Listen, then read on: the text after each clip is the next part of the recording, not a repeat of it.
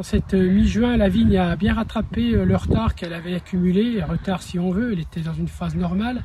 Mais jusqu'à la mi-mai, nous n'avons pas eu de conditions vraiment printanières, beaucoup de vent du nord, un peu de pluie, pas assez, du soleil, mais surtout du froid, de la fraîcheur. Et la vigne a poussé vraiment tout doucement jusqu'à mi-mai. Et ça fait maintenant 3 semaines que le soleil est arrivé, que le vent s'est calmé. Et là, pour le moment, elle a vraiment rattrapé les stades, puisque à cette mi-mai, nous sommes en fin floraison.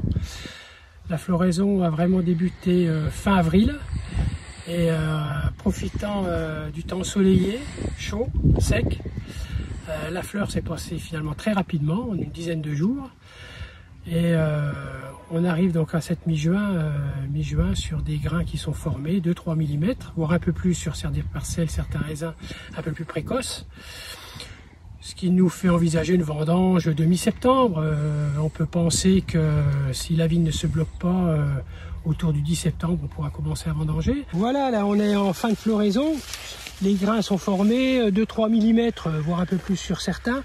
On voit que les grappes sont bien remplies. Et surtout cette année, ce qu'on s'est aperçu depuis la sortie des premières grappes, c'est que les raisins sont très longs.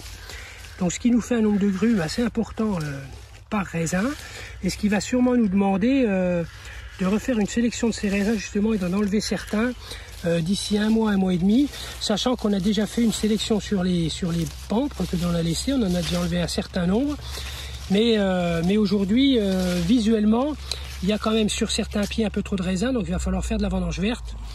Mais on préfère ça à avoir moins de raisins à cette époque.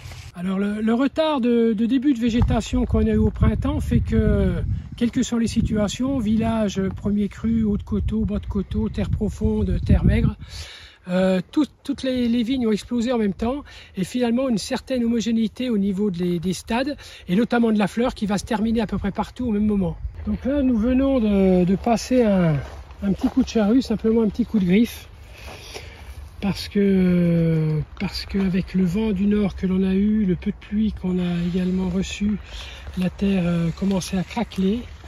Et donc on a passé un petit coup de griffe justement pour casser ces petites crevasses et comme ça tenir l'humidité qui est encore dans le sous-sol, la tenir justement au fond et qu'elle ne reparte pas trop vite à l'extérieur, en espérant que prochainement nous recevions une quantité de pluie qui soit intéressante justement pour continuer la croissance et le développement des raisins. Alors après la fraîcheur du mois d'avril et du mois de mai, finalement la vigne commence à bien récupérer ses stades phénologiques et on peut estimer aujourd'hui que sur la mi-septembre on sera en pleine vendange. À partir du 10, on peut considérer que certaines parcelles seront prêtes si la météo continue à se tenir ce qu'elle est aujourd'hui.